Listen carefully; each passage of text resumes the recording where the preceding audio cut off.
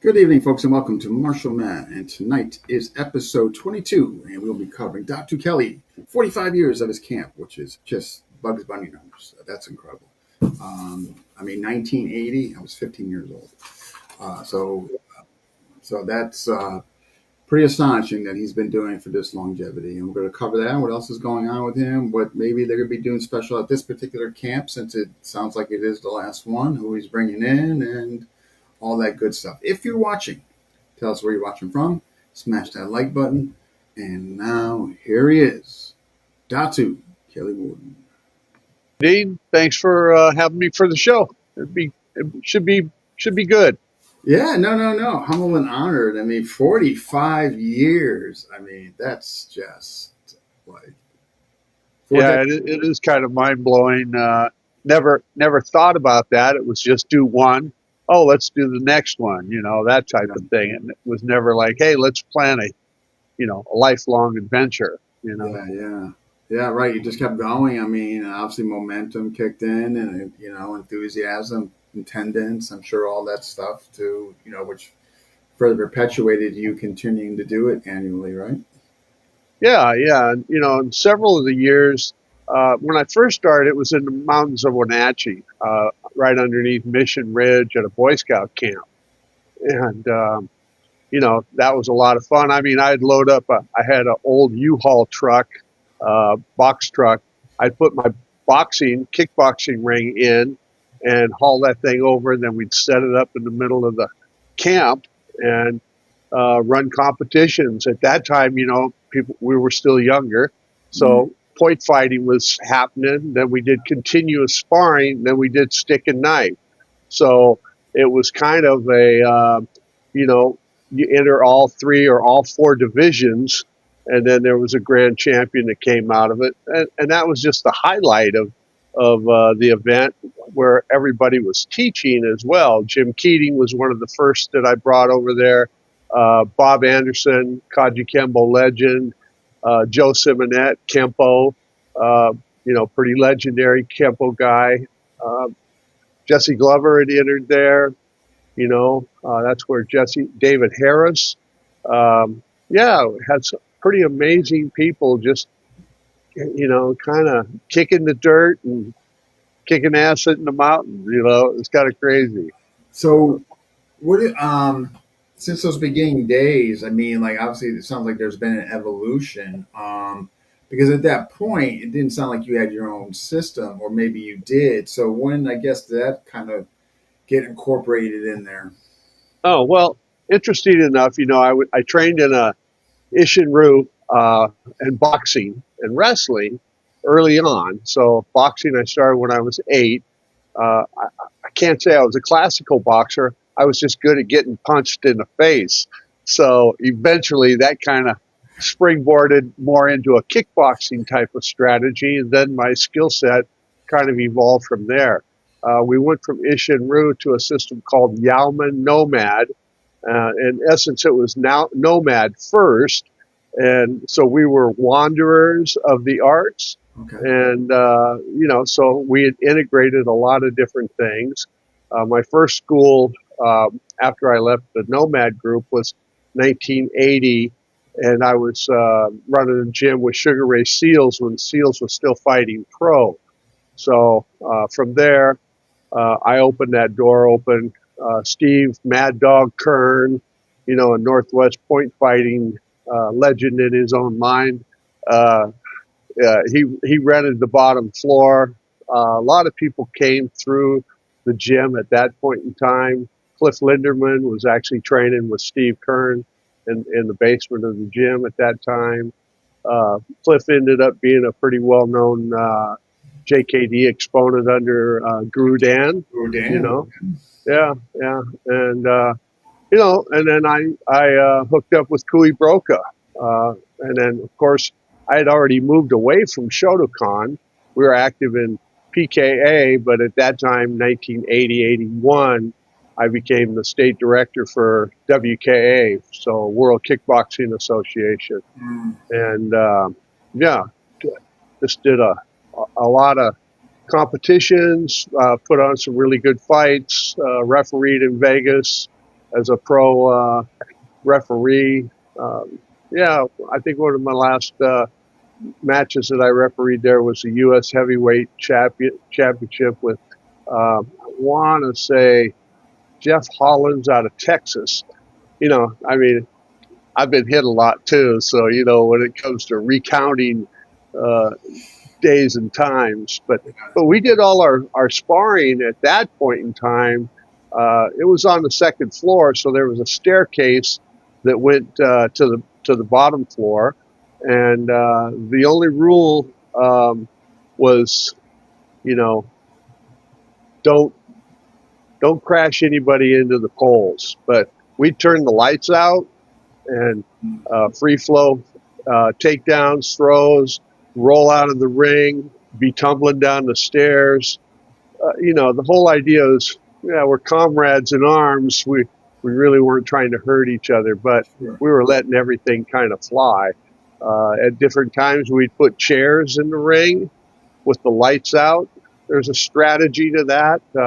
The street light came through, so depending on your positional alignment to the Mm. windows and the doors and the ring itself, a certain angle, the lights would shine through, and you couldn't see anything but a silhouette at that point. So we kind of, experimented with a lot of rough and tumble stuff. That was early '80s, and so yeah, pretty wild. So I'd say it was, the beginning of my own style. Of course, like Yeah. I said, I had trained with Kui Broca, so I was integrating our niece already.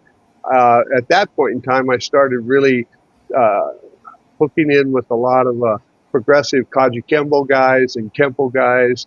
Uh, Really a mixed system. I called it at that point United Karate System. Of course, I was friends with Professor Trigg, and you know he'd brought in a lot of different elements into my art, just adding to what I was doing. Dr. W.P. Yip, uh, um, very well renowned Taekwondo master, but his father was an 18 weapons practitioner. His mother was a collaborative Wushu practitioner. His sister was the highest ranked female under Gogen Yamaguchi. So he traded me. I would come over and beat up his students, and he would teach me 18 weapons stuff. So I was on a learning curve. Uh, yeah, lot, so it was a progressive, you know, unification of things. It wasn't until '83 that I named it Natural Spirit. You know, Oh, 83. Oh, okay, that was yeah, okay. yeah. So that was the year I made the transition from United Karate to Natural Spirit, and um, it was Dr. Yip that named that because for me it's just a white dude. I don't speak Chinese or anything else, and he goes, "Well, what is it you do?" And I was like, "Well, it's got to be natural." I'd already had some injuries. Right. Um, so you have to adapt to those injuries, whether it's bad knees. I was a custom car painter too, so I was always on concrete, um, you know, working in shops and things like that. Always wearing kind of heavy duty boots. So I really liked the Muay Thai, you know. Mm. It allowed me to eliminate a lot of the high kicking. My hands were really, really diverse, and I had really good hands, and I could close. I could close quickly, and so I said, and then spirit has a lot to do with everything. So he says, "Oh, nature's all spirit way." And I was like, "Yeah, okay." So I wanted to be Gucci, so I was like, "Well, how do you say that in Cantonese or Chinese?" Well, he said, "Let's translate it, and it's Ji Yin Qing Sun Do." And I kind of chuckled, and the letters are there in kanji. Um, I'm not sure if that's how you describe Chinese lettering or wording, but that was it. It was Ji and Ching Sundao. Never really used it, but a lot of my guys got that tattoo running up and down their forearm, that type of thing, kind of Oh, like okay. the David Carradine, Yes. Yeah, yeah, yeah, yeah, yeah, yeah, yeah. yeah. So. I don't have it, but a lot of my guys do. So, but yeah, so that's how Natural Spirit kind of came about. And then, of course, right at that era, '83 is when I hooked up with Professor Ramey, and Okay. probably met him in '82, but I was still being loyal to Cooey, and and I kind of fell apart when Cooey was dictating style over function for me. Uh, to give me the Arnis, he made me go back through the Shotokan, which was fine because my first wife didn't have a traditional background. She just had the progressive United Karate or the Natural Spirit type stuff, which embraced, at some point in time back then, I had over 100 forms, uh, you know, um, Shotokan forms, Ishinryu forms, Chunin Way, um, the Tam toy sets, different things like that. And ended up kind of making different students specialists in those given areas. So, in my mind, so I could move on, but they could be technical advisors for those elements of the art, you know. That's Uh, neat. 83, yeah, you come up with that. Coincident, yeah, your son yeah. to train with Remy. What was your inspiration? So I know you started camp in 80, but like, what was the inspiration for that? You know, Well, hey, let's go camping. oh, there you You so know, yeah, it was as simple as that. Let's go camping. And one of the guys, I almost moved over there and was going to be a caretaker for the Robert. property. It was a big Boy Scout camp, and there was a couple cabins. One was the caretaker cabin. Actually, one of my students, he has passed away, but Harry Needler out of the Wenatchee YMCA group, Taekwondo, he was a caretaker on that property. So he was giving that up because he was getting married. And I was like, hey, sounds like a good idea. He goes, why don't you come over and we'll do a camp and see how that flies? And I did. And I was like, yeah, this is fun. But, it kind of reminded me of, you know, Jack Nicholson and not Cuckoo's Nest, but, the, Oh, what Deliverance. well, not Deliverance, not Not quite that Deliverance. All far, right, all right. but no, where he was in, Red Rum. What was that? So Oh my God! Yes, yeah, yes. yeah, Shining, The Shining. yeah, The Shining. Yeah, it kind of reminded me of that because once you're up there in the mountain, you ain't getting out of there without a snowmobile or Oh whatever. So, my gosh, you guys are so all. I just let that, yeah, I just let that slide. But I thought, well, great place for a camp. Yeah. So I did that for about 10 years there, and finally I was like, why am I dragging my truck and all this equipment over to Wenatchee? There's got to be a place here in the Northwest, Local. on my side of the mountains. So yeah, that's how that transitioned to Water and Steel. It was the Warrior Retreat. Uh, Initially, Water Retreat. Okay, then Water and Steel. Okay. yeah, yeah, exactly. And, and then Keating started his Riddle of Steel off of that. He wanted a little bit more independence to do his own thing, and Hmm. I never tried to put these guys underneath me in my group. A lot of them will call me their mentor because I kind of opened that door. We were all actively involved in the JKD Hmm. apprenticeship program, Okay. but it kind of got to be where, that was, I don't want to say it was a trap, but it was kind of a, you know, um, silver spoon group. I think Cliff was always offended by the fact that he was in my basement back in 1980, but I felt that he had the connection to Guru Dan. We'll fly with that. But it put some pretty high level guys in this get in line position. Keating, Anderson, myself, Simonet, a lot. Jesse Glover.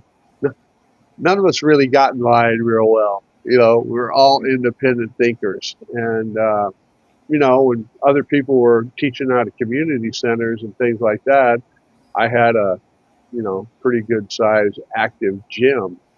And again, I was director of the WKA when when Maurice Smith was still fighting, in his early years when he was fighting in Europe and Japan and so on and so forth. So, it was under with Howard Hansen. Dale Floyd was international kind of advisor director. Kirk Jensen was Maurice Smith's manager. So that aspect was always, in my repertoire. I mean, when the boxing ring wasn't set up at a specific school, it was set up in my backyard. Right, You right. know, and so yeah, I mean, even into the winter, we just put tarps over it, and if the weather cleared, we pull the tarps off, and we got the rain. Uh, my first wife didn't particularly care for it, but she was a go-getter too. I mean, she Yeah. got her fifth degree under Ramey, something like that. So she was quite the talented Arnisador as well. You Oh, know? wow. Okay, I didn't know that. All right. Yeah, Yeah. yeah, Okay. yeah. All yeah. right. So, But yeah, Ramey was inspiration at that time. Professor Trigg, of course, was. Trigg. A lot of people talk about. I trained with Ernesto. I trained with Ramey. Well, before any of that, Trigg was already an instructor under Ramey, under Ernesto, and Roberto, and Estalusa, and several other practitioners out of the Philippines. He was a Portland uh, police police officer that was actually head of tactics. So I believe Trigg actually introduced uh, Dan Anderson and Fred King and some of those guys to Professor Ramey. So interesting. I didn't realize he was under all three. Okay. yeah, yeah, at different points in time. Yeah, indeed. Now, part of it was because law enforcement would send him to the Philippines. So that was early on where there wasn't a lot of FMA here in the Northwest. Right. So as the head of tactics, he was making his call and making his choice, and you know, doing things in that nature. Never. Yeah, Wow. Wow. Wow. yeah, I mean, that's. I mean, because I mean, you're still talking right in the '80s, right?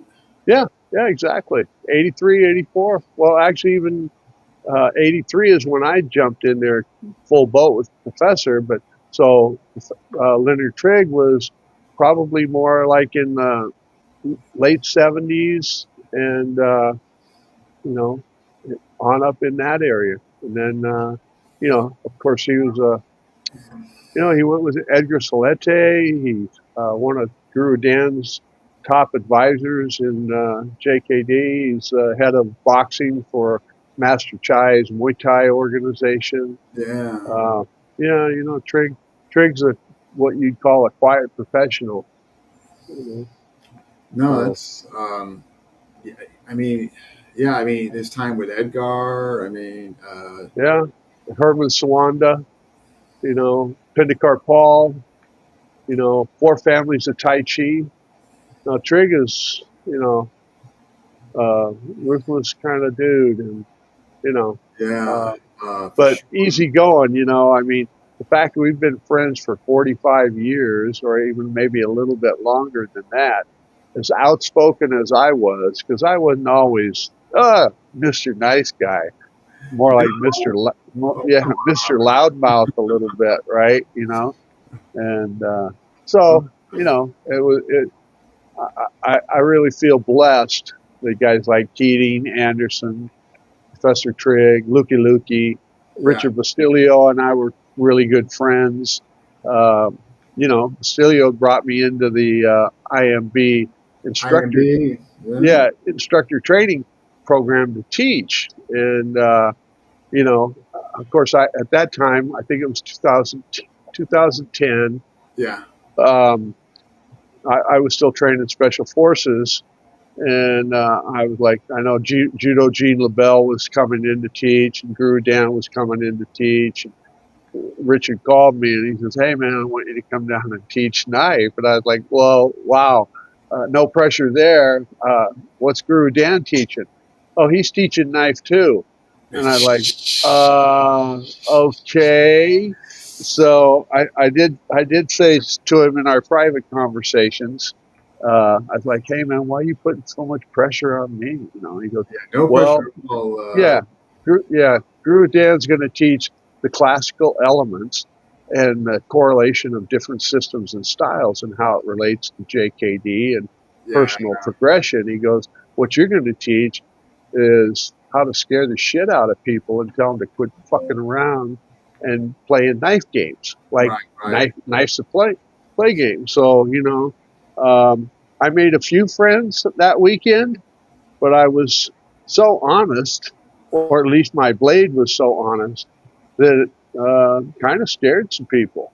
And Rich, Rich just gave me a serious $1,000 bonus for my session. I was like, oh, okay, But no, Better to scare them, be reality, especially with knife. I mean, better to scare them, and you presenting them real, reality as opposed to, dare I say, cosplay. And I'm not saying anybody else is doing that. I'm just the first, yeah, can't, word yeah, can't yeah. but No, I mean, I'd been teaching at the Soldier of Fortune, and like I said, I've been teaching special forces for quite a few years. I started in 2000, and I had an active program when 9/11 hit.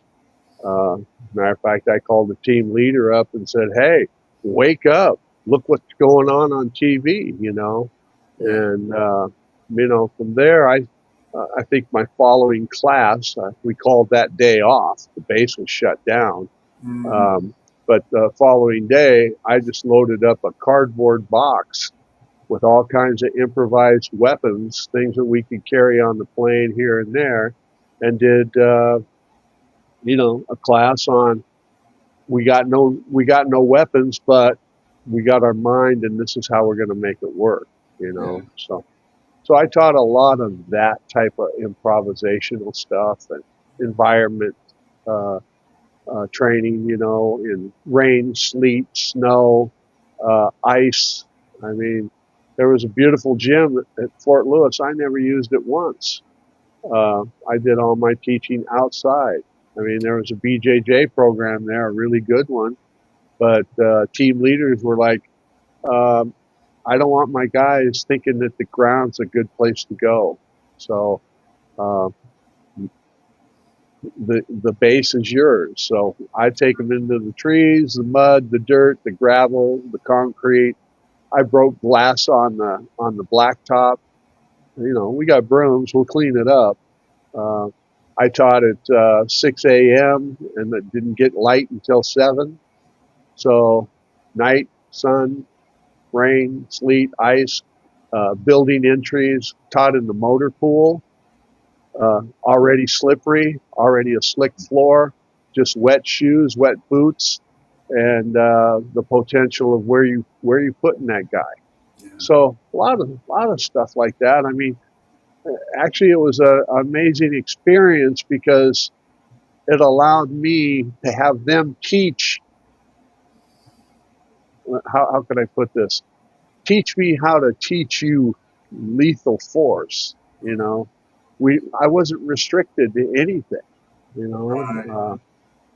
it's had yeah, USASOC commanders had come out and watched my program, and pretty pretty awesome. Team leaders from Fort Lewis, first group, would go to Fort Bragg for the team leader activity training, and they're like, "Oh, look, we're doing this." He goes, "We've been doing that for 3 years." So, I was kept. I kept. They wrote my contract. You had to be a Datu of modern Arnis. You had to be the founder of Renegade JKD. I mean, they wrote that into the contract. People were upset because there's people that just follow government contracts and go, "Oh, we could take that. We could take that." Well, they couldn't take mine. So I had that from 2000 to 2006, and then a different commander came in, and he wanted to teach his program, but I still got contracted independently all the way up to 2014.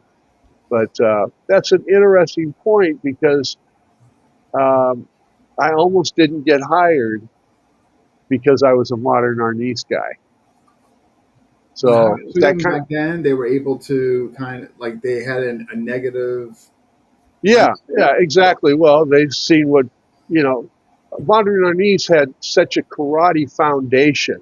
Mm, You know, it wasn't like it was represented by progressive people. Even Trigg said, "You're not modern Arnis." I go, "Yeah, because what I teach is Ramey's teaching methodology. I mean, I'm not a tappy tappy guy. I've said that with guys around me, and they go, "Oh, yes, you are. You're just unpredictable."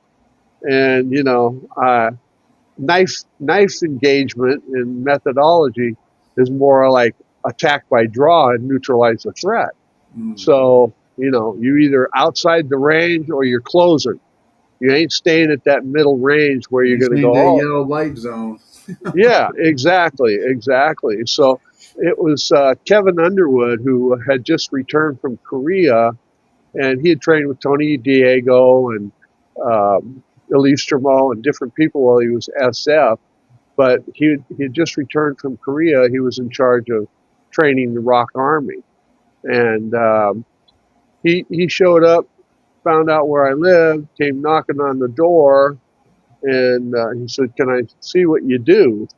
And I'm like, "Yeah, I mean, whatever. I mean, what do you know?" He goes, "Well, I trained with Tony Diego, trained with Topher Ricketts, did a little bit with Elise Tremo. Uh, the government pays me to train. I just trained the Rock Army." And I was like, "Oh shit, man, I don't need my ass kicked today." You know, and Kevin was a serious player. Even in the Lomako world, he was pretty well known. So that was Edgar was still alive. Yeah, there's So a anyway, so I gave him a presentation, a demonstration. He says, "I already got your videotapes. I already know that I want you to train for Special Forces." I'm like, "Yeah, I'm kind of injured. I got in a bad wreck." And he goes, "Well, what's going on?" I said, "Well, I do acupuncture and massage twice a week." He goes, "Okay, the days that you don't do acupuncture and massage, I'll give you a contract to teach 3 days a week. Then you can heal on the weekend, do your treatments, and there you go." And like I said, that stayed active like that for 6 straight years. I barely had a day off. A little bit at Christmas, maybe once in a while on Thanksgiving, but I mean, it was 3 days or 4 days of rough and tumble, and teams were coming in and out, and that's that was the beauty of professor's teaching method applied to military and environmental training. Is you look at who's on the floor and you adapt to that, yeah, because it might be a new team coming in. So how can you make you know people that aren't martially set in combatives, how can you adapt to it? It's like, "Hey, man, uh, let me see you throw a jab." Okay, okay, put a knife in your hand. How do you feel about that? mm, And really wasn't about this. Um, you feed me, I'll feed you. No, attack by draw. The 5 strategies of attack is applied to JKD in true combatives. Hey, I don't want any trouble. Thumb to the eye, head to the wall, pull your knife and stab the son of a bitch. It has to be, the kind of a situation as you're trying to walk it out or just shut it down. Conflict avoidance as a distraction, or neutralize on first twitch, that type of stuff. So, I mean, yeah, I was critiqued in the original Paladin Press videos because one of the guys threw me into the fence and scratched my face up, and I spun him around and said, "You little motherfucker, I'm going to cut your heart out." And people are like, "I can't believe you said that." I'm like, "Yeah, but we pay Von Damme good money for movie attendance," and he's like, "All right, you little bastards." yeah, I mean, whatever. So I kind of cracked the industry open. As a matter of fact, Mike Jannings was the person that filmed that. Mike Jan. You know, Okay. yeah, that was his first video engagement. Well, a lot of people don't know that story, but Mike was doing some stuff with Spyderco, and like I said, it was his first video performance or engagement with Paladin Press, and he had had conversations with Keating. And nobody, we hadn't met Chanich, and so he kind of verbally offended Keating by, oh, why do you use that big knife? I can kill you with a little knife. Well, say that to my face, you know. That's how me and Keating kind of That's how played you our, guys. yeah, Okay. that's how we rolled. That's right, you know. And like I said, we were teaching at Soldier of Fortune and, kind of hanging out with some pretty interesting people. Yeah. Um, but So Janet showed up, and I didn't say anything to him about that. And Chris Norgard, one of my students that I had also aligned with Jesse, so he couldn't do my classes consistently. So I hooked him up with Jesse, and he trained with Jesse for 6 years. But Chris was in the video in the van scene. Sal Glasser provided me with Spyderco trainers, and he doled the blade. But on the police special Spyderco, he didn't get the ricasso area doled, and it was a close-up scene where Chris was dragging me out of the van and through the window, and you know you pause the camera to click the knife open and shows him here, and I run the knife over his hand right between his index finger and his knuckle, and that ricasso caught him and split him open about 8 stitches. And The police Janice is special. like, You're "Oh, talking about the silver ones, right? The police special. yeah, yeah, yeah, the police special, yeah, yeah." So back in the day, right when the enduro was the thing, but the When the police, enduro and the police specials. Yeah. yeah, yeah. So anyway, just ripped his flesh open about 8 stitches.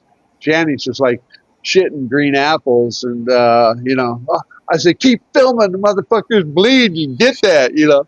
And so anyway, we stopped and went to the ER.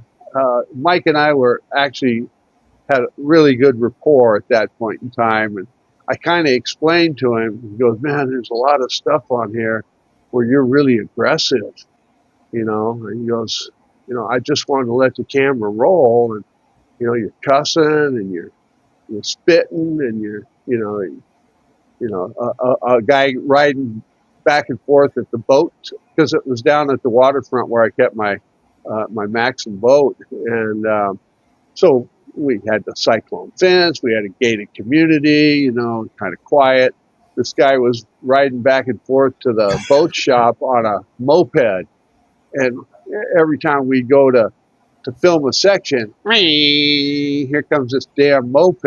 And so I closed the session with, saying a couple things. And by the way, let's catch that little fucker on the moped and cut his ass up, something like that. Like, what am I supposed to do with that? I said, leave it in there, And so we're at the ER, and I said, "Gee, Mike, yeah." I said, "You kind of fired me up." He goes, "What do you mean?" I said, "Well, Keating and I have been buddies for 20 years, and here you're telling Jim that you can kill him with a little knife."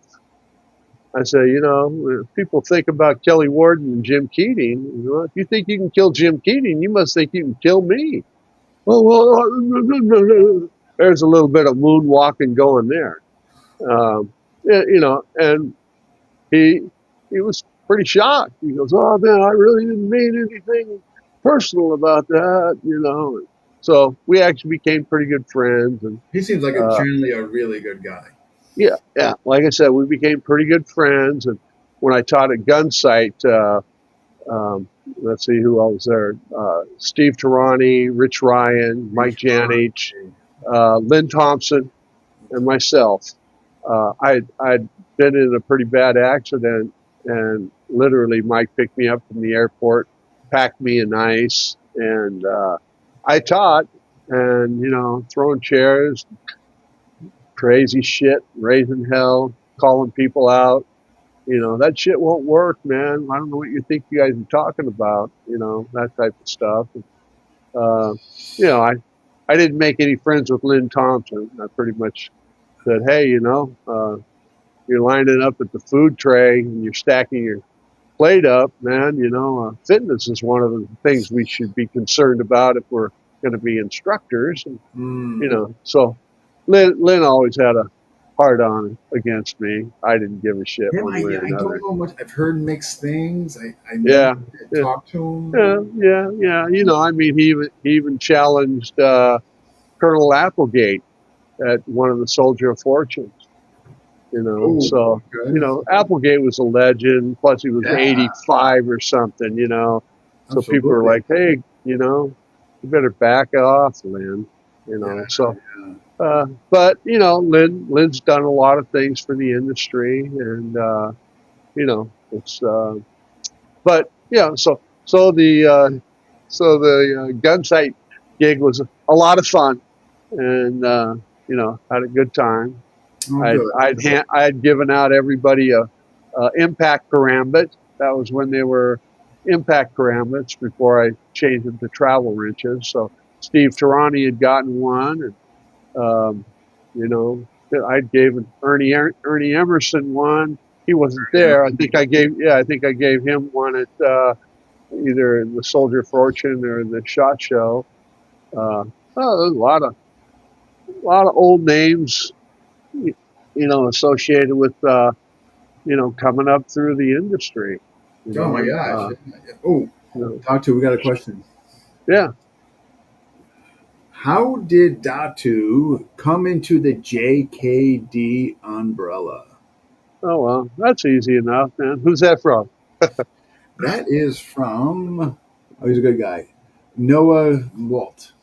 Oh, okay, yeah, no, yeah, no, that's an easy one. Western Canada. We actually called, we were a bunch of inner city street guys in Tacoma. So, like I said, that gym I had in 1980, it was open door um, training, and Nomad Ed Lewis, real innovative guy who was nationally rated early on, had been in some trouble himself and a little bit younger than me, but a real streetwise guy.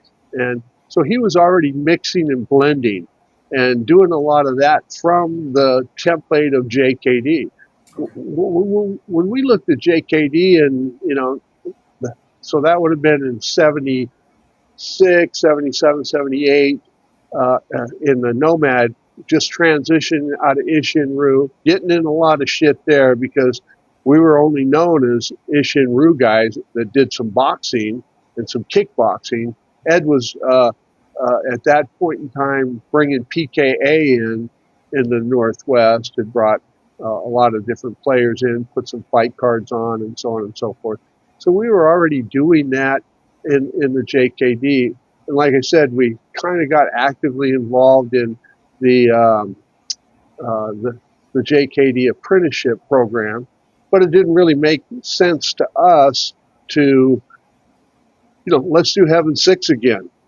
You Yeah. know, when I was already translating empty hand stuff and working off the Kajikembo stick tricks and different things like that. And like I said, Keating was really active with me, and so was Bob Anderson and just other guys. And our gym was just a mixture of just about any kind of group you wanted to. So we kind of considered the JKD guys out of LA as the Golden Boys. Like we can't afford to take a week off and go down and do JKD. So Right. we Okay. were we were kind of putting it together ourselves. Yeah. And and then Bastilio came in Yeah. and he wanted to put me in underneath him, and I was just like, yeah, I don't want to be underneath. I was just under Cooey broke his thumb in the combat Arnis, you know. Oh, I can't promote you to second or third degree until I promote Dave, or well, Dave has nothing to do with me. So I really felt like I just wanted to be judged by who I am and what I do, that That's type so of thing. interesting. I also Yeah, denied instructorship from Sifu Bastillo. yeah. Um, Yeah, so but Bastilio was different. He did actually oh, I judge like you that. I was more. great with them. Yeah, he Yeah, did judge you more for what it is you did if you could express that. But if you're a jump on the train, he's glad to have you there too. yeah, I think a lot of it is very few uh, guys were as versed as I was in Wild and Crazy. Bottom line is. What I didn't know technically, I made up for with aggression and an attitude and alcohol and marijuana. I mean, I was an explosive dude that was still running the streets with some technical skill. So yeah, that gets you in a little bit of trouble. Um, had a couple brothers. Older brother was a real hellion in the outlaw biker world, and I was influenced by those guys. Martial arts kind of saved me from you know going down the wrong pathway. Um, but at the same time, it truly did inspire me with what was real and yeah. what was, active time. And like I said, if I would have been straight modern Arnese, I never would have got the special forces, uh, Yeah. Oh, contract. yeah, yeah. Right. They wouldn't. Got it. Yeah, yeah. But they liked the wild, crazy street guys. The fact that I was a little Probably what they. troublemaking Probably what they needed. hellraiser. Yeah, well, they wanted a hellraiser, and I didn't pull any punches, and Yeah. that inspired me to even be that much more vicious because I didn't have to explain myself or fill out a police report or have one filled out on me. Yeah. I basically had an open book experimentation on how to make Professor Ramey's teaching methodology, you know, functional in all environments with some very lethal minded individuals that also had some, you know, I want to survive type of attitude. So, the team leaders are the guys that gravitated towards me. Some of the, younger guys were like, oh God, man. I'd put a helmet on them and a heavy 1-inch rattan stick, no hand pads, and throw them out there in the middle of the fucking parking lot, Yeah. and, Roland Dante showed up and he was like, oh my God, you crazy, man. He's got, yeah, they did the same thing with steel knives. I got, what was Arkansas toothpicks, steel. They're probably about a pound each. Took them into my shop, ground all the edges off and sharp edges, and that's what they knife sparred with. Yeah. No goggles, no nothing, and man, they were stuffing each other. Metal hitting the bones, man. Yeah, yeah, just a snap cut to a wrist is I serious. know But knuckles, but man. I wasn't getting injuries. They were getting more injuries in the BJJ because I made them conscientious about, hey man, you tag a guy like that, you need to you know almost comply that you were overwhelmed or disengage. Get in there, get your piece, and disengage. Because somebody else is coming from your left, somebody's coming from your right. Mm, That type of thing. If you go to the ground, I said, anybody's welcome to kick either one of them. yeah, Get yeah, the fuck off the ground, yeah. So, and that was on concrete, no mats. I never once taught the guys that I was training on mats. I'd teach them in the dirt, and I'd give them give them an option: use dirt, use rocks, use pine cones, use sticks, and it's pretty crazy, you know. Oh, we Um, got another question. yeah, Oh, well, Okay. let me do the JKD thing. So it Oh, was through that I got to meet Jesse Glover, and Ed Hart. And I mean, Bastilio had opened his arms up to me to be able to do JKD, that type of stuff. So it was that that's how I engaged in the JKD was by giving that freedom of expression and that type of stuff. So I didn't follow strict JKD guidelines. I just innovated and integrated what I could. And but like I said, I did a lot of seminars with Inosanto and Professor Trigg. Lukey had brought him into the water and steel camp multiple times, at least 5 or 6 times. Um, I'd bring him to the camp twice a year, that type of thing. So there was quite a bit of JKD stuff Oh going yeah, on. Simonette was doing that. Keating was doing it. Keating was training with they both. Santo. He was training with Vunak. He was training with Hartzell. Uh, so so we were throwing that JKD into wherever we could with Pendekar Paul, Francis Fong, gosh, Hawkins Chung. So there was a lot of connecting the systems, Yeah. you know. So yeah, so that was kind of the JKD thing, and of course it evolved, and I stayed actively. Professor Trigg, like I said, 45 years. We've been friends, and um, a lot of different stuff like that. So yeah, crazy. I never did, jump into any circles. Professor Trigg gave me certification in Lukey Lukey JKD. Colley Bastilio gave me instructor certification under IMB as a second generation. My last certification, I can't remember the year, but it was signed by Guru Dan, um, Herman Sawanda, and Master Chai and Professor Trigg. So, I mean, and then Jesse Glover acknowledged me. Taki Kamura acknowledged me. I was never, um, you know, I said, I don't ever want to be anybody's boy after being trapped in ranking. And so most of these guys seen me as somebody that they could add to it. Same thing with Sonny Umpad.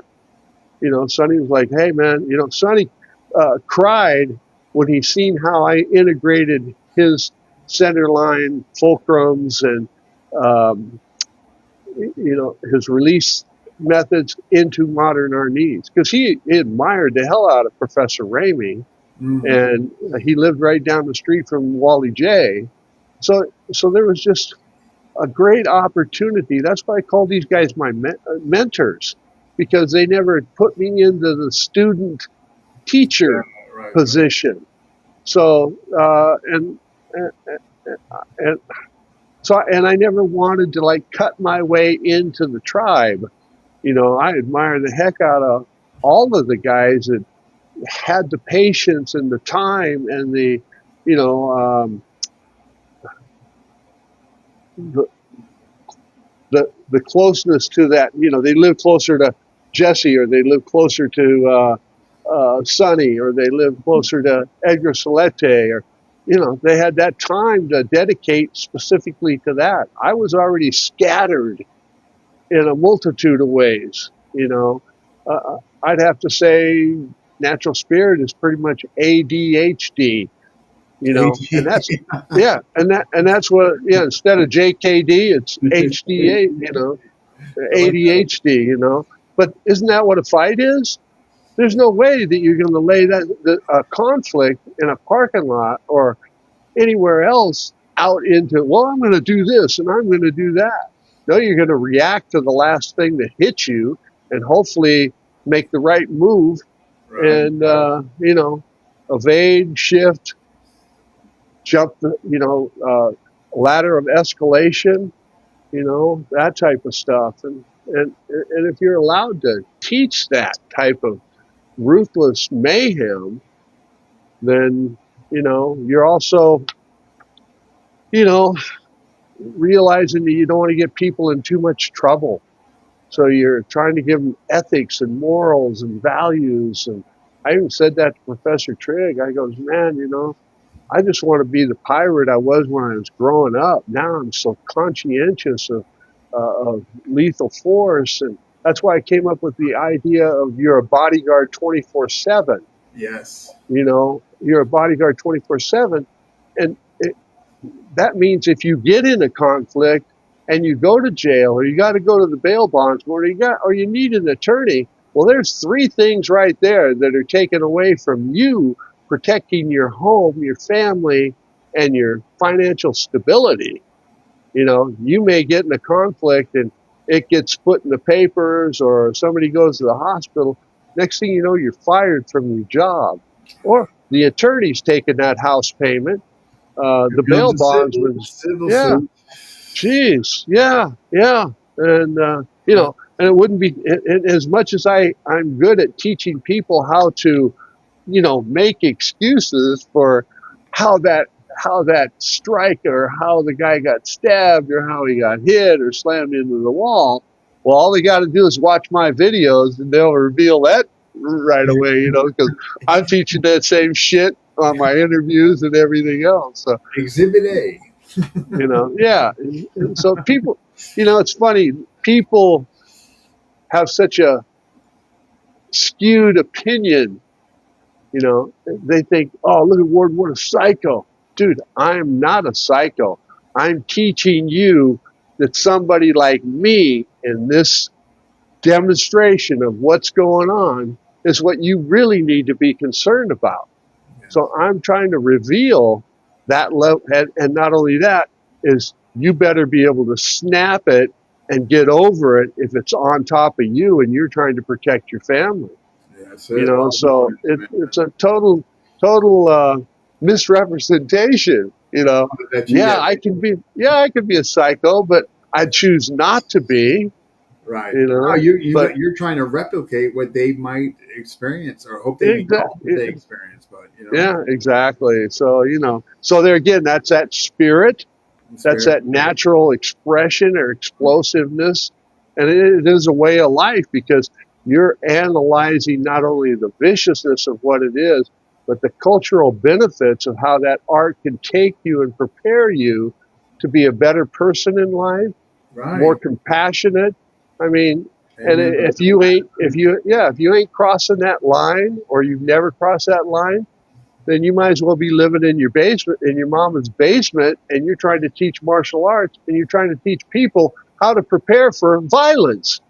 Yeah. And you know very fucking little about it, So I don't know, No, it's no, just no, that way. no. I think no in the comments. Yeah. But here's the other question. If you're ready for it. Yeah, sure. Okay. Ask Datu Kelly about Richard Minkinko. Oh, Marcinko. Marcinko, my Well, buddy. hey man, what what can you say about him other than, you know, what a wild man that was ahead of the SEAL team. He had to make choices and decisions. Was he a hand-to-hand, close-quarter guy? No, but did it intrigue him? 100%. I mean, he was a strong, uh, real personable, in your face, got an attitude, more than willing to throw down if he had to. Uh, but did he want to discipline himself and get out on the ring and put the hours in that it takes to be a uh, technical proficient, a technician of martial skill or style? No, not at all. But did he like the fact that, hey man, as close as I am to you right now, and you're trying to make a move on my wife, because my wife is pretty hot. And so when we were in Vegas and we bumped into each other, he thought I had hired a escort for the night. Oh, So jeez. he's trying to, I, I don't want to dog him, but he kind of had a troll appearance, right? I mean, a real ogre troll, And my wife was like, God, I had to introduce him to her and say, hey, no, man, it's okay. He's just a special ops guy and, fairly famous. I don't think he realized you're my wife, that Yeah. type of thing. And so as we're talking, I was like, well, hey, Rich, you close in into my space, man. That's not a good place to be because that's a thumb to the eye. I'm hitting you in the uh, windpipe. I'm stepping on your fucking foot and I'm throwing you through that glass display case. He goes, that's the kind of shit that I've been looking for.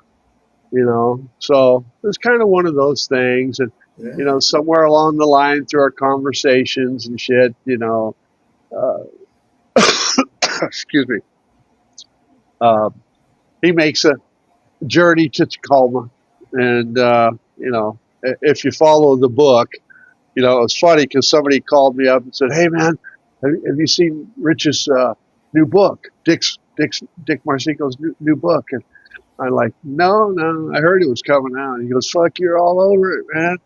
And I went into the Borders bookstore and I said, "Hey, I'm looking for this new book from Richard Marcinko." And oh, okay, well, I think it's right here. And I said, "Oh, well, that's cool. Oh, God, let's go back to the back pages and look at the who's in there." And well, what's your name? I said, "Kelly Warden."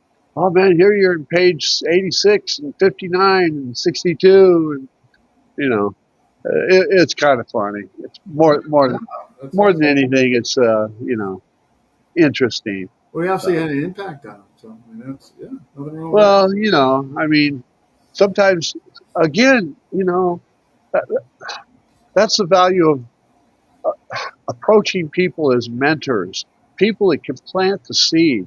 Like I did that black belt interview, and I said, if you're ever going to be a leader, don't become somebody's boy. And even to this day, That's a you know, great. yeah, even to this day, If people you're go, still good "Man, people, yeah. yeah." They say, "Man, you changed my life." Just by the things that you wrote and the things that you shared. Mm. And I say that too. I said, "Hey, man, my critics out there, Warden's, Warden, I don't know, maybe he looks soft, or maybe, uh, you know, I don't think he's as tough as he talks, and blah blah blah blah blah." And I'm like, or all my videos are low budget videos. Like, set the camera up, let's go. Don't edit it. I don't want to edit it because shit happens when you're in the middle of stuff. How are you going to improvise through it? So I try to be honest that way and go, see, nothing's planned. I mean, Ramey didn't plan anything. He took a concept and adapted to that concept. Jesse didn't plan anything. He would teach concept and movement, but he was teaching and if he had to adjust it, he wasn't going to go, I need to make that fit because this is what I said I was going to do. No, he'd just flow out of it, and he'd say something like, "Why did you hit me? You made me. Mm. I was anticipating you were going to shift here, but you put up resistance, and you made me hit you over there instead." And Ramey was like that. He could go backwards then and do the concept, but you know, um, moving and teaching spontaneity is more difficult than giving you a bread and butter peanut butter sandwich that goes like this and then it goes like that. Yeah, And, like a oh, by the membership way, sequence or yeah, something. Yeah. yeah. But anyway, so yeah, that. So finding guys that would plant that seed or give you, food for thought. Rich Ryan adopted me after Gunsight, and I was pretty injured. I was dinged up. I had herniated disc and a few other things. Like I said, Janice was packing me in ice every night. I wouldn't let people know how injured I was. I was teaching like a madman. Mm. And I went out in the hallway with Rich Ryan, who was built like a brick shithouse and ripped like a male model. And he had just come back from Hong Kong, pretty much testing anybody he could on Wing Chun because he was a JKD advocate. And I said, "Well, hey, I do a little sticking." Next thing you know, tables are turning, chairs are flying, and lockers are clanging, and it shut down the seminar that was inside, and people were running out in the hallway thinking that we were throwing down. Yeah. Rich is like, "Man, grabbing hold of you is like grabbing hold of a fucking tiger," And I was like, "Well, hey, I surely don't want to rely on, the fact that that I could possibly outpower you." So a lot of there again, back to attack by draw. Once you touch, it's where do you go from there? So that close quarter, Jesse always said the fight don't start until you touch. Oh yeah, well, I mean, you could spit in the guy's face or something, to initiate or just jump him. But, in general, he's right. The fight don't Yeah. start until you touch, or you at least you start to touch. and you recognize it. So that's attack by draw or progressive indirect attack, that type of thing. Attack by draw is, hey man, what are you trouble, thumb to the eye, and now your game is on. Yeah, yeah, yeah. Now, is it attack by combination? It is attack by combination as long as you are attacking in a progressive set that is recognizable. As soon as you deviate from that set, like into a nut shot, into an eye gouge, into a right cross, now it's a progressive indirect attack because now it's not a recognized sequence that is practiced with stylistic combinations. Progressive indirect attack is, spontaneous reaction with environmental tactics and strategies, things like that.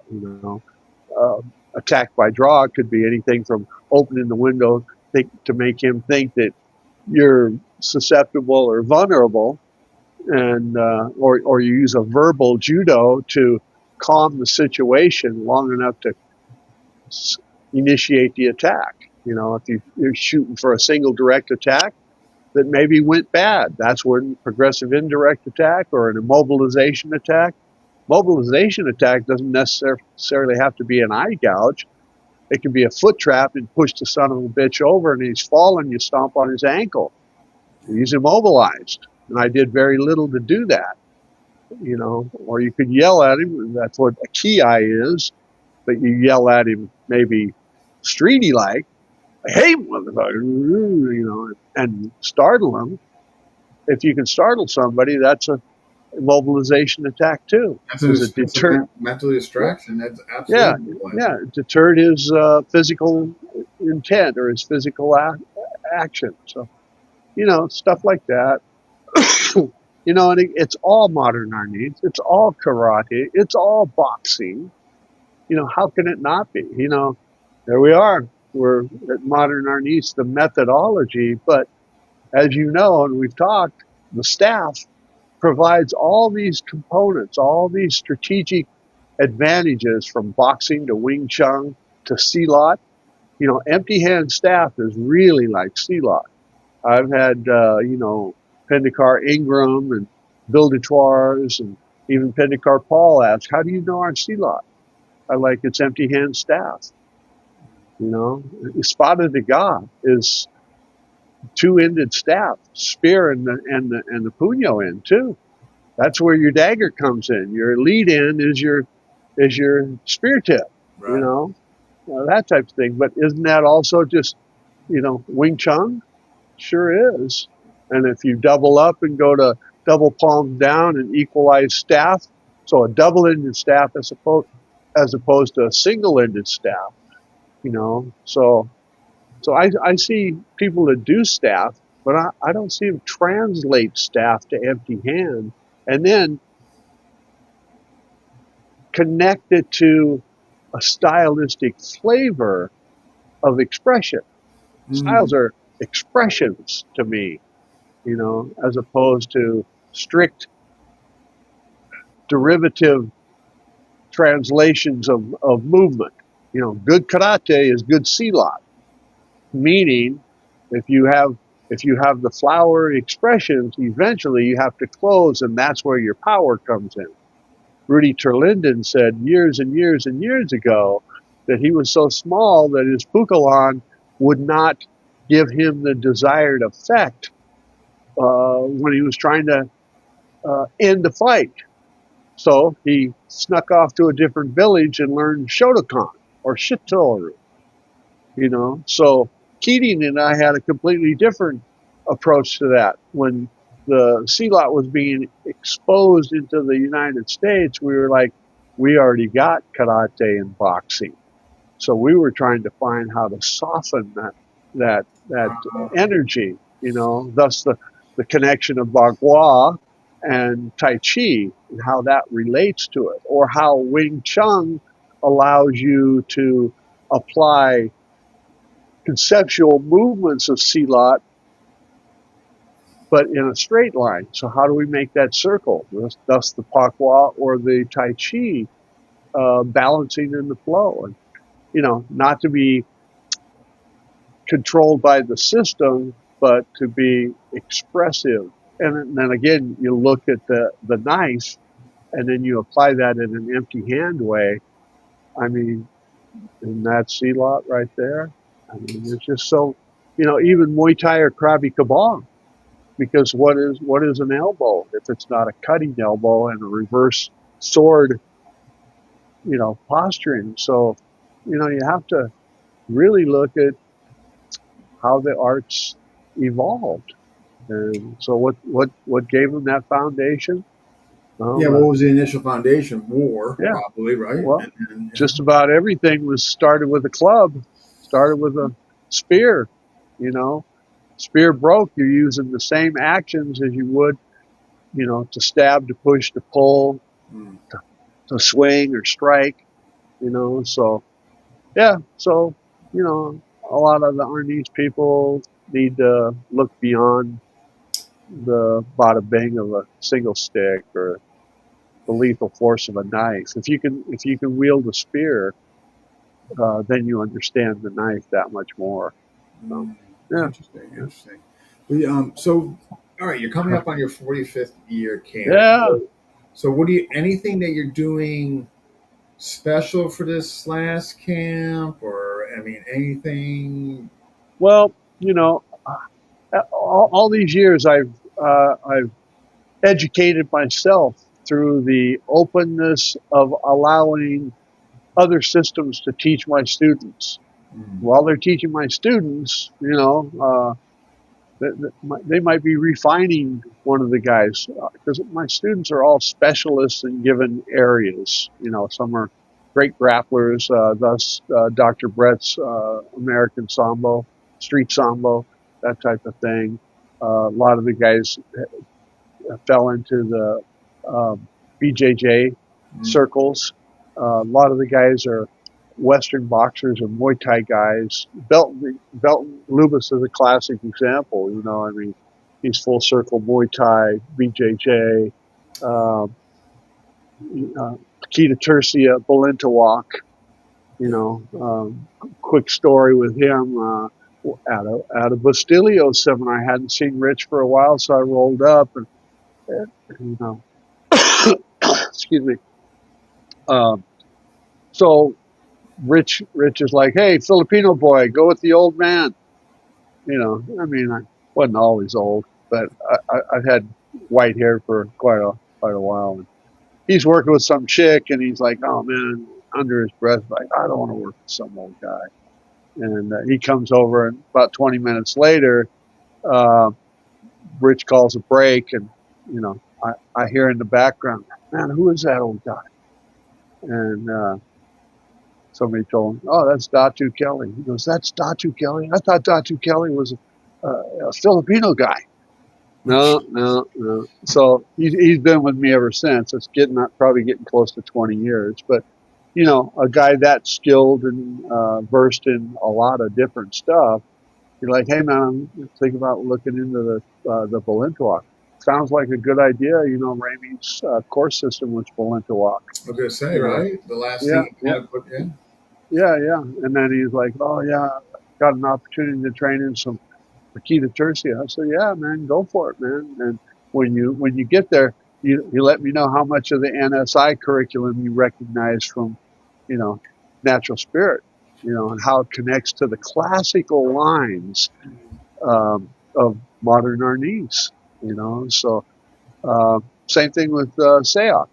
Got guys that enrolled in Sayok, and next thing you know, uh, hey, well, how do you know that? Well, it's all NSI, you know.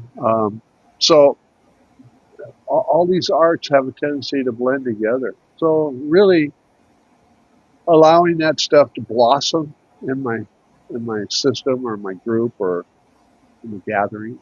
What I've decided is, this is the last camp for that type of blossoming, and then there's a module. I don't know where it is. Uh, Natural spirit stuff. It just lists a lot of stuff. And of course, if you follow the NSI videos, there's probably 100 of those where you can find the cane and the stick and the single stick, double stick, empty hand, joint manipulation, knife, so on and so forth. So you can follow the system that way. But that's kind of what the goal is with camps from this point forward. Is it will just be specifically NSI. Of course, I still want to encourage people to continue on with their base art, but your Mm-hmm. art should be kind of laid out like a college curriculum. What's your foundation? What's your major? Okay, what's your minor? What's looking?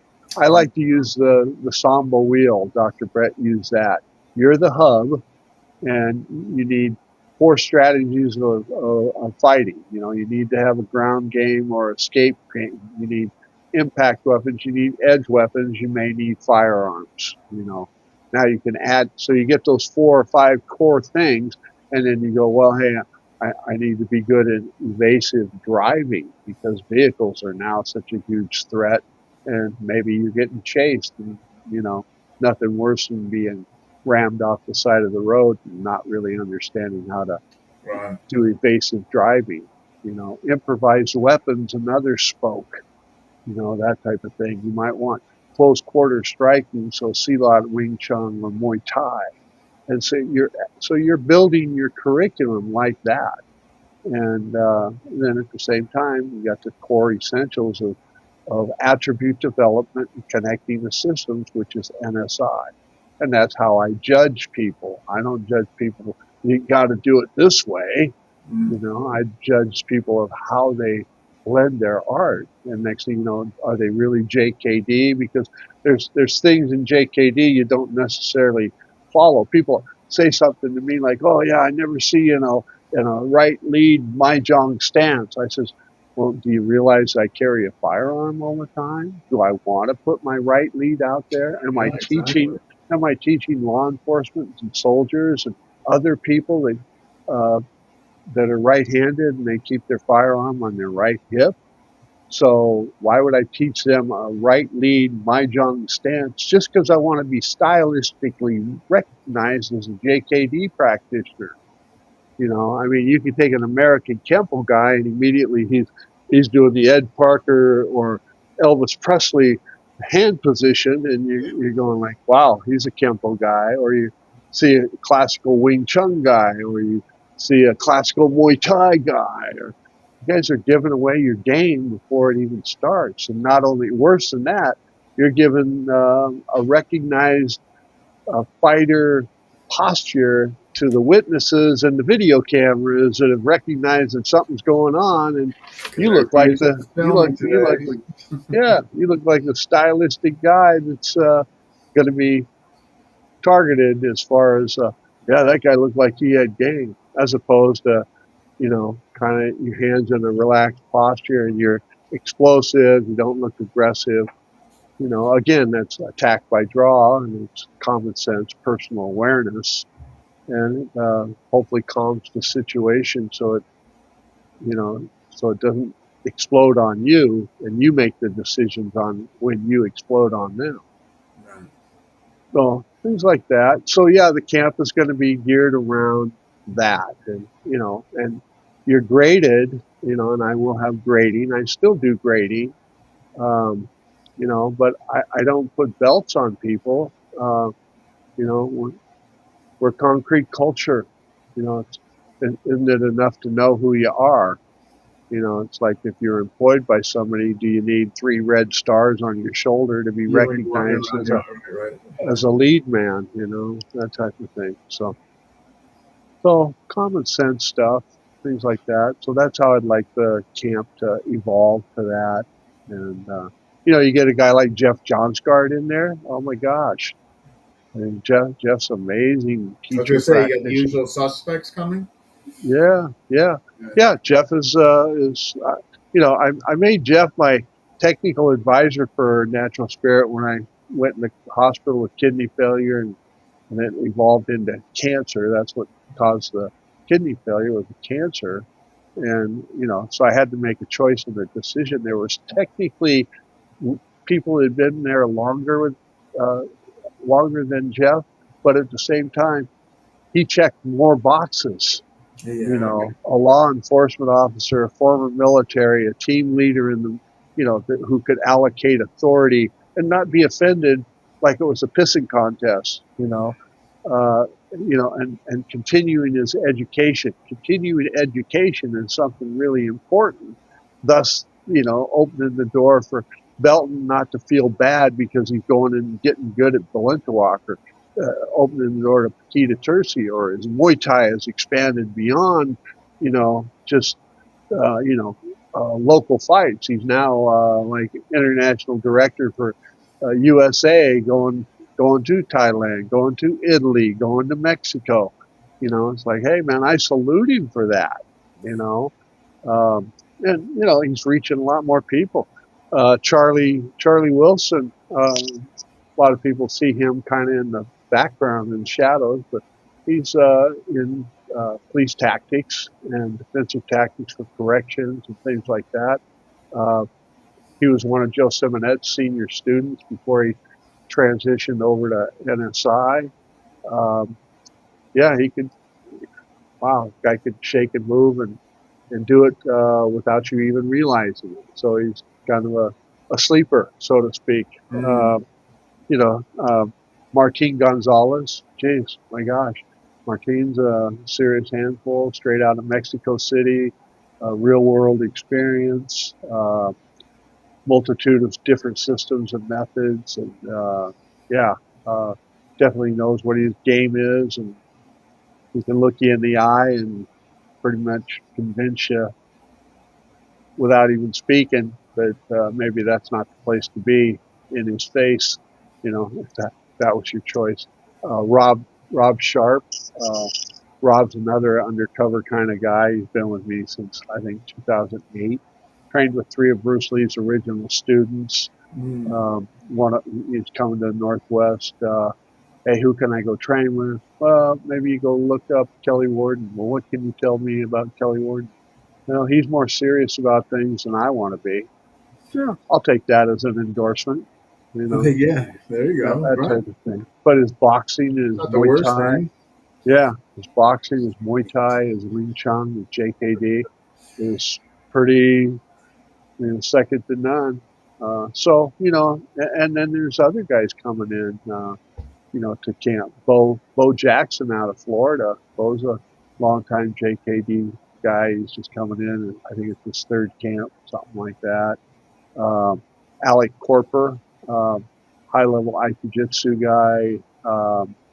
Gyoshin Kai, Chu, uh, kind of a different Tai Chi, but it's more based on combative Tai Chi. But these are guys that come in. Gabe Cohen. I don't know if you see much out of Gabe. He did the book, the Bulldog Bouncer. What was it? Name rings Uh, a Pit bell. Pit Pitbull Bouncer. You Pitbull. know, Okay. yeah, yeah. Wrote another book on how to create a nonprofit organization. He did. He's pretty vocal about it, admitting that he had caused a lot of problems. Did eight stints in prison, and came out as a preacher and um, doing a lot and uh, training the guards and you know providing missionary services to the prisoners to empower them in life when they get out of That's prison. always a good thing. Okay. Yeah, yeah. So um, Doc Jim Sullivan's coming in this year, acupuncturist. He treats people. I mean, really try to put together a gathering of, you know, Paulo came out. Paulo came up. There's a couple of good videos. He was asked, "What did you think about Water and Steel?" He's like, "Blew my mind." He goes, "I've been going all over the world looking for a group of people just like this, and here they are. No pissing contests, no attitudes. Cool. Yeah. A Which is lot always of dangerous guys. Yeah, a lot of dangerous guys that just are here mixing stuff and talking it out, and that type of thing. So, you know, it's Dan Anderson rolled in. Him and I never were friends when Professor was alive. It's just the opposite. And People were pissed off when Professor promoted me to Datu. I was pissed off too, man. I'm just a white dude. Why are you putting that shit on me? I don't, I, it was guys like Sonny Umpod, uh, Teeny Makakor, and Roland Dantes, guys, geez, a lot of people, um, Tony Diego, Topher Ricketts. A lot of these guys were like, "Hey, man, he promoted you to Datu. Be proud over it." I'm like, Those "Fuck, are legends right there, Topher and yeah, Diego. yeah, yeah." And they're again all kind of giving me advice. So I got blessed that way. If there's anything, I would say I kind of fell into Jesse's um, way he expressed himself. He never took advantage of the fact that he was Bruce Lee's first student. Mm. You know, people would die and sell their soul for that Think about opportunity that. to I go. was Bruce Lee's first student, right? Yeah, yeah. Yeah. And no, no, a quick story. I'm going to see Sonny Umpod, and it's at Jesse's down in Pioneer Square in Seattle. So we come off the freeway. I'm with a buddy of mine, a student. Come off the freeway, and he's reaching in his pocket. I said, "What are you doing?" Like, "I'm going to give cardboard sign guy some money." Okay, all right, cool. And we pull in the parking lot, and there's another guy sitting there by the corner of the fire hydrant. He reaches in his pocket and gives him a couple bucks. And mind you, this guy's just driving is pretty well to do. And so now we're walking down the alley, and he starts reaching in his pocket. Well, Jesse's walking towards us. I says, "What are you doing?" He goes, "I'm going to give this homeless guy some money." I goes, "That ain't a fucking homeless guy. That's Jesse Glover, man. He'll fucking kick your ass and throw you in that dumpster. You know, don't you dare embarrass him or embarrass me or, keep your fucking hands where he can see him and, that type of thing." But Jesse was just had his little stocking cap on, um, jeans that are, he's short in the hips. So probably like me, he's got a 35 inch waist and a 32 instep, but inseam.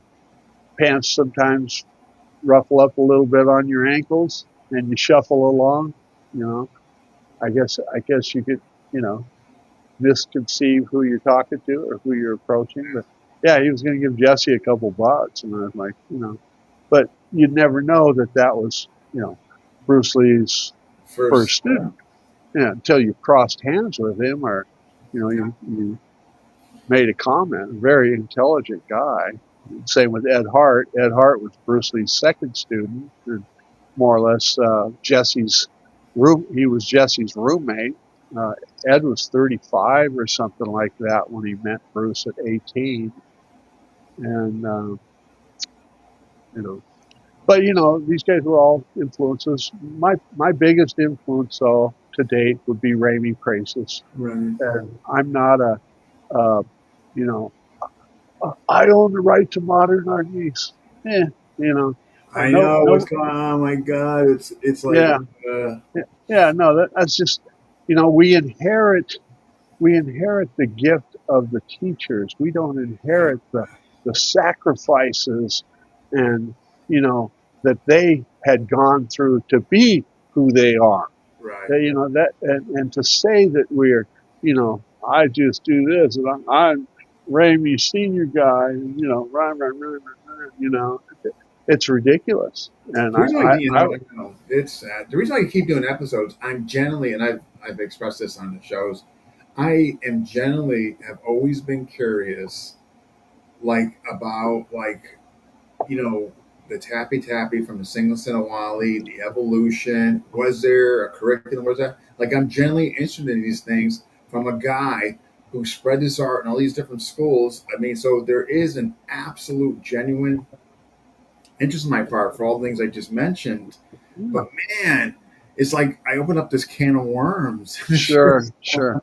Yeah, and it shouldn't be like that because You that's why he called it modern Arnis. He didn't call it yeah, crisis Arnis or anything like it. He called it modern Arnis because it continuously evolved. And right. it evolved based on who he was crossing hands with. And He what liked decade the he was idea. there, right? Yeah, he liked the idea of, grabbing a hold of somebody. I even said to him on multiple occasions, man, why do you treat me like a redheaded stepchild? He's like, well, people think you're pretty tough, and I can make you resist. And when you resist, if you're on the floor, and if you are whining like a little girl, they're paying more attention to what really is happening. So, he liked challenging a bigger person or a Mm, stronger person or a faster person. It wasn't that he was, you know, I think something that nobody else has really assessed and evaluated was every 5 to 7 years, he changed his group. He kind of just cast those off or drifted away because oh, they got enough. They got enough because, when he went to Japan and he came back, Marcos and General Burr had kind of taken over and they realized that Narafil would be a real cash cow and they wanted to maintain control over it. So they kind of put Ramey under their thumb and he didn't want to be under their thumb. They confiscated his diplomatic passport, but he had a hidden civilian passport put away. You know, they were really trying to control him, so they put Ernesto as one of the vice presidents. They put uh, Edgar Salet, or sorry, uh, GT Gahe. They put Leo Gahe as one of the seniors in the Narafil. They took one of Ramey's vice presidents in his modern Arnis, and part of it is they scared the shit out of a lot of people. I think there's two or three people that didn't go for it, and Riddell DeGock was one of them. He ran to the mountains as opposed to sticking around in town and being under the thumb of General Vera or something to that degree. But they called Rosemary up, and when's the last time you heard from Ramey? If he don't shut his mouth, he's going to be floating down face down in the whatever river. swimming with You the know, fish. yeah, yeah. So Ramey didn't want after that happened. He didn't want to to empower people within modern Arnis so that they could take over. The tappy tappy thing when he went into the hospital, he gave everybody fifth degrees that were in his immediate circle at that point in time. That way nobody could jump up and go, I'm this, I'm that, I'm that. Now, I know Delaney the did that. whale, that. Then you got Yeah, the Datus, then the GMs of Tappy Tappy. Like, yeah, it's just a really interesting dynamic. The way he just, yeah, yeah, yeah, yeah. No, he was always playing cards, and people were the cards. But yeah, he always maintained control of his organization, and everybody got something different. right. Cooey's foundation. So I had that crash and bash combat Arnis stuff, Yeah. plus my attitude. And guys like Anderson and Keating and Simonet and some of my other guys that were all pretty good sized monsters. And, camp of 80 people, there'd be 6 or 8 of us over here on this side, and the rest of those other guys would be down there because I was whatever. When I got promoted to Datu, everybody was pissed off. You know, I didn't go through the ranking system of modern Arnis. You know, the conversation went. Uh, uh, uh, they're all mad at you. I said, why is that? Because you won't test. I said, test. I got my own school and I got black belts. I Black belt ain't gonna save my ass in anything. I'm absorbing your system, your Mm, method of teaching. I said, So I changed my system to natural spirit chapter of modern Arnis to distinguish me from different different groups. Got I it. said, I threw everything away to learn modern Arnis and then integrate those things back into make my Arnis that much more universal. I said, on the other hand, other people are keeping their systems the way they are and putting modern Arnis pieces in there to make their system better. So who's playing the game here?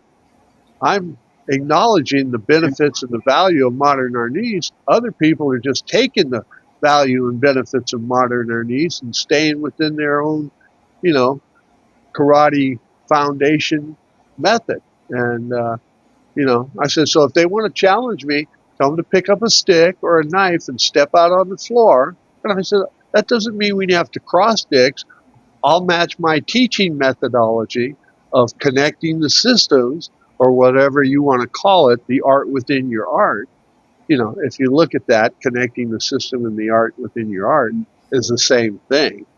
But, again, I wanted to be independent on my own. The art within the art, that dreaded phrase, man, that just created, from all that my Well, yeah, interviews, yeah. Well, but the not, truth of that, yeah, if you take a guy like Pat McCarthy, that'd be a great interview for you because Pat was one of Ramey's good students from the Shitoru Shorin-ryu, Okinawan martial arts, but he used Wally J., Richard Kim, and Ramey Praces to formulate and extract where traditional karate was really at. And it was a lot of Ramey's magic and Wally J. that allowed Pat to really unlock traditional karate. So people they're too interested in wanting to be something that they didn't create. You can't take Ramey's reputation. We don't inherit their reputation. That's inheriting their sacrifices. But they why did he leave the Philippines? Was it because he didn't love his children or Rosemary? No, it's because he couldn't communicate with them because Marcos was going to, use them as a pawn yeah, to to get even with Ramey, that's terrible. and so when the Praces kids, Demetrio and Mary Jane and Mary Ann and Ramey Jr. came out, everybody's like, "Oh, you guys weren't here." Ramey Jr. is a lot like Professor. He's not the fighter. That was Demetrio. Demetrios passed away. But Ramey Jr. got a couple doctorates and a master's degree, so he applied himself there, and he's got a lot of the modern Arnis, the traditional elements. And Riddell spent several years with him, uh, and so did Dr. Wilfredo Matias, who is one of Ramey's senior guys here in the U.S. out Mm-hmm. of Florida.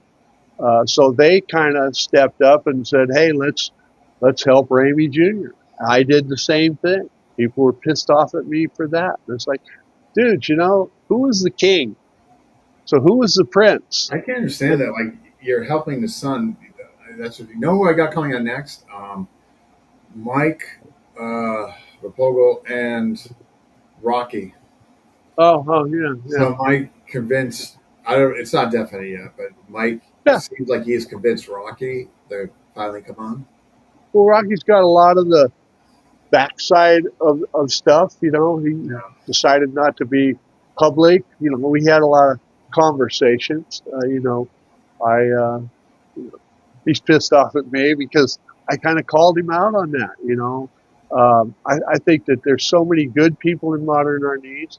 They're not who I am, and they're not who other people are. I mean, uh, you know, Chuck Goss, uh, That Kenny name. That Smith, name. Kenny That name will Smith, come up. you Yeah. know, Tom Bolden. That There's name so will many come up. good guys in modern Arnis that we just can't say, well, I know this much more than you. And How about these it's like, Datu? How about these guys? This is what huh? Rocky sent me.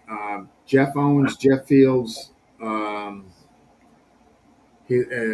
Charlie Brooks. He's just like threw a bunch of names on me that could be good guys. The first one though he's really mentioning is Jeff Owens.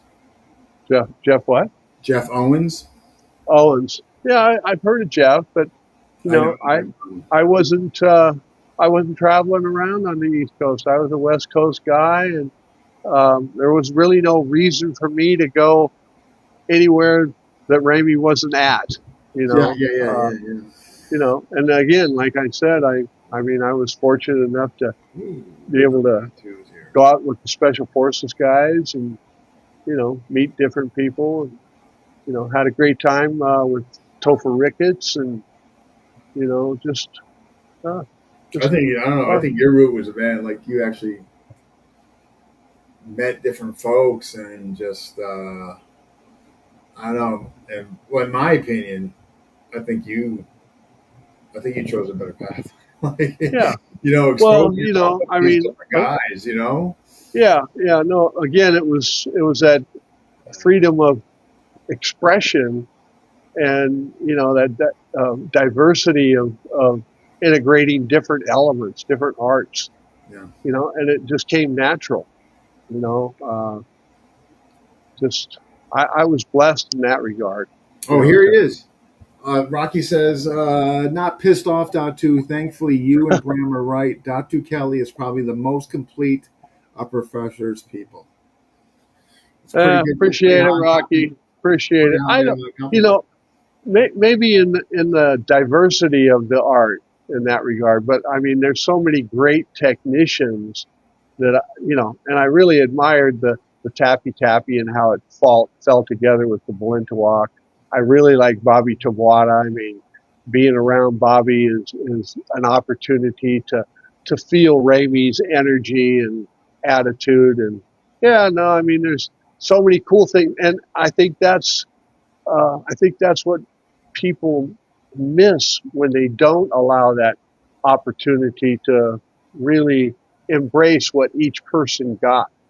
When they try to control this component of modern Arnis, or, you know, I can admit that, hey, I don't know all the stuff I do about modern Arnis, but I got his teaching method.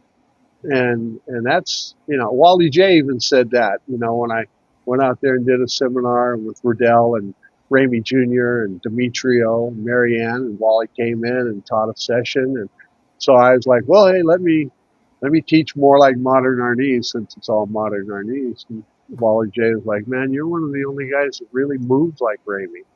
And I said, well, I move like Jesse too, and I, move like myself. And Yeah.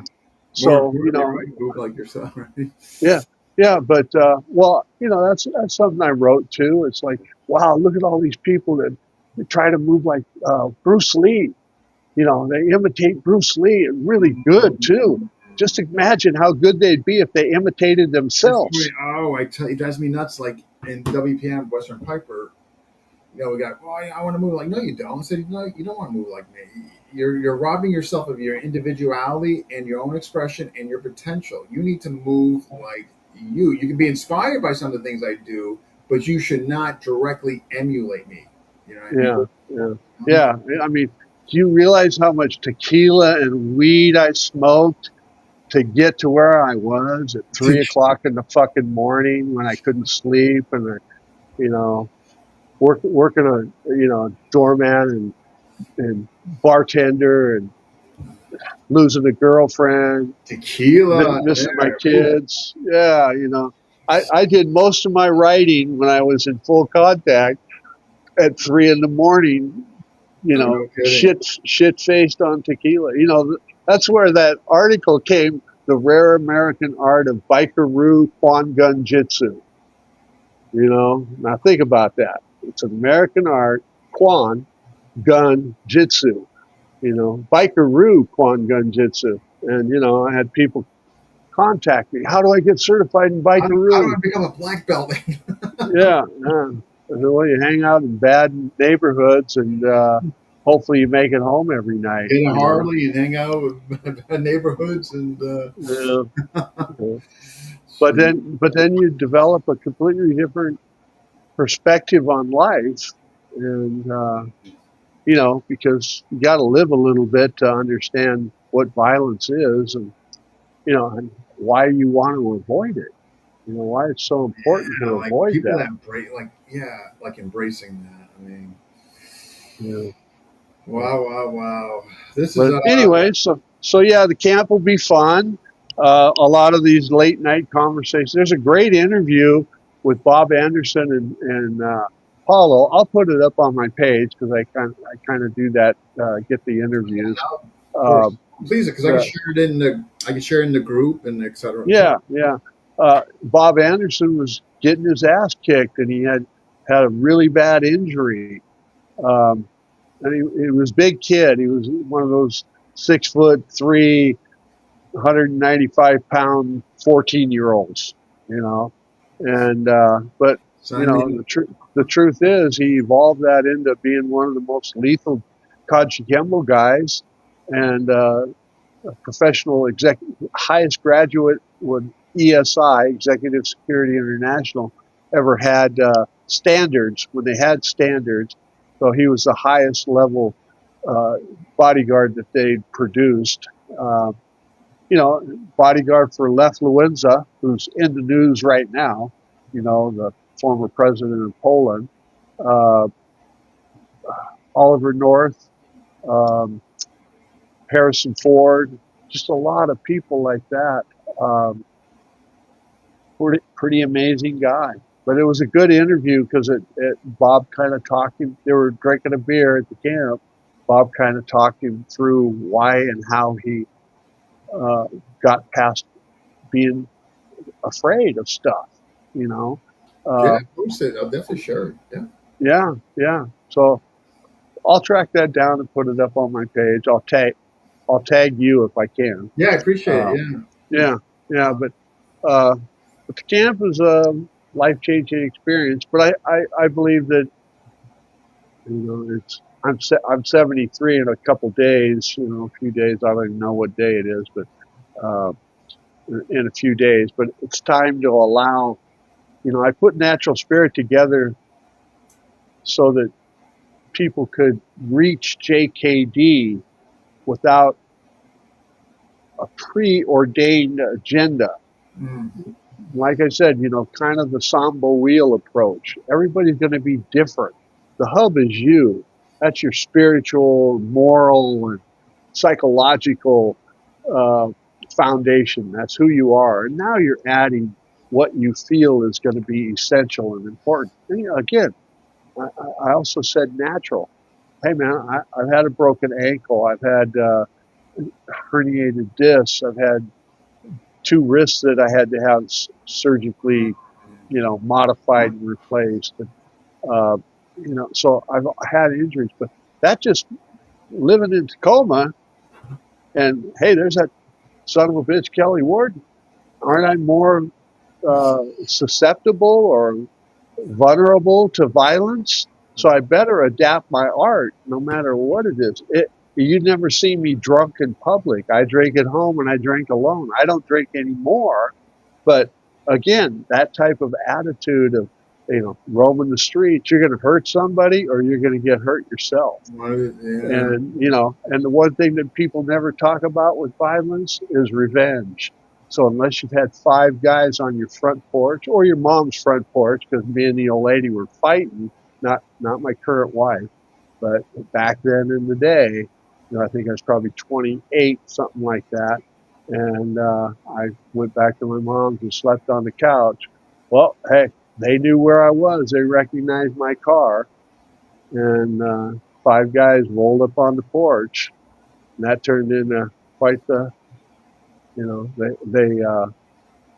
yeah, it's a story by itself. But basically, they threw all the potted plants through my mom's windows, tried to drag me out of the house, but my sister had a gun. And she popped off a couple rounds. That scattered them. I ran out in the street without a shirt on. pair of pants, no shoes. God, I wish my feet could take shit like that today. Oh, But and while I was dragging some guy out of his truck and pounding on him, the cops showed up, threw me over the hood like Kunta Kinte, had me cuffed up. And neighbors came out. My mom's crying and screaming. My dad had just passed away probably about 2 weeks earlier. oh You man. know, just unless you again revenge. And then one revenge, depending on who's on the top end of that, it And how never much they fucking want, and how much they it want it. yeah, it never ends. It could be another event the next time they see you or you see them, Yes. depending on what triggers stuff off. So yeah, yeah, pretty Not worth crazy. it. No, but I do got to run because I have to get my son. Yeah, yeah, that's JV. cool, man. No, but I really Anyway, appreciate it. But no, send me any links, and I'll be obviously more than happy to post them in the group. yeah, yeah. So there's still a little bit of time. There's a couple. Actually, one of the guys out of Kansas City called up today and said, "Hey, man, I'm just getting my airfare, and that I'm type gonna of post a thing." flyer in So there too. So yeah, yeah. yeah. So it'll be fun, and the other guys are more entertaining than me. How about that? Um, Like I you've don't know talked about to that. Jeff. You've talked to Jeff before. Man, that guy's a amazing, technician. Thoroughly Uh, enjoyable to talk to. yeah, yeah. And Martin Gonzalez. You got the real deal guy out of Mexico City there, and Belton Lubas. Gosh, Belton's just Yeah. an amazing technician. Charlie, you guys, he's quiet, but boy, when you see him move, that's pretty amazing. And Rob Sharp, boy, I tell you, Rob's a sleeper, and I think he's 55, 57. Just moved to Tennessee, and he's working out of a pro boxing gym, and he's the learner, but at the same time, they're like, why do you keep stepping on my foot? Well, how are you trapping my hands up like that? Oh well, you're not trying to take over the gym. He's he's there learning. So always a student, and that's One again hundred and percent. that's that natural aspect because Yeah. as body parts fall off. One quick story. Always. I did that bone marrow stem cell transplant after the cancer, and I'm trying to do physical therapy because I can barely walk. First things that goes is your legs, right? So I'm at the UW hospital in the cancer section doing physical therapy, and I goes, this is really weird shit. Wiggle your arm, shake your leg. The guy goes, hey, I know who you are. I said, what do you mean you know who I am? He goes, no, I know. I trained with Taki. I know you trained with Jesse. So if you want to teach me some of Jesse's stuff, we'll call it physical therapy. And I was like, oh, okay. So Us. I Yes. said, yeah, keep me from falling down and I'll show you what I can. And, but that's how you adapt, you adapt. That same, I was at the hospital and I was walking around the campus and this big cop came up to me and he goes, well, hey, who are you? What are you doing around the campus? I pulled my shirt aside and I go, I got a catheter there because I was still doing, um, dialysis. And I said, I'm on the sixth floor. He goes, well, you're supposed to be on the sixth floor. You're not supposed to be walking around the campus. So he takes me into the security office to check and see who I am. And as soon as I walked in the door, another security guy goes, Datu Warden, what are you doing? I said, well, I think I'm under arrest, man. But yeah, you never know when the things are going to fall out from underneath you. So you better adapt your art no matter what's going on, you know. So Awesome. yeah, Awesome. kick in your natural spirit, man. It's all about the flow, and that's what JKD should be. Life, The life flow, is right? yeah, life is JKD. If you lose your job, you adapt to it. You're right, right. I mean, so if you lose your health or you lose you adapt to it. And so, we have to look at the big picture of what JKD. It's not a good back fist and great trapping hands. It's adapting to the environment and be able to take advantage of not getting hurt or hurting somebody else. Because again, you're a bodyguard 24/7. So take care of your family, take care of your health, take care of your house. You know, when you look at all the stuff we really have to take care of, the fight is the least of our worries. You know, and you do that by controlling Sir, your environment. You know, control your environment. So anyway, I'll let you go, Dean. I always a pleasure. Anytime you want, you know where to ask. You got the green light, so anytime. Yeah, right now I'm supposed to do something with Paulo here soon, so he'll get me fired up. That'll be a real one. There you go. All right, thanks for having me, guys. All right, Appreciate it. you take Okay, care. yep. Bye bye. Gotcha. All right, that wraps up. Who is next? I'm not even sure who's next on that for my discussion. Honestly, don't know. Definitely wanted to bring somebody on. Oh, maybe Rocky and oh yeah, could be Rocky and Mike. Just waiting to hear from them. Yeah, so that could be it. But I can tell you who's coming on next in Marshall Man. So, Grody Part 2, one of my favorite guys. Just so unsung. Steve Grody. I just wish he would put himself more out there. Just a treasure in my book, as far as attribute development and all that. Just amazing. And some point, Dwight Woods Part 2. Lexi, John Kustos' daughter, and Darcy. I should probably bring on Darcy next week. So that should be interesting. Darcy. We'll have to rein him in from the woods. But yeah, so as always, we'll be posting an FMA discussion on the featured section, so you'll know when, who, and where, right? All right, folks. Thanks for jumping in, watching, and we'll see you next time.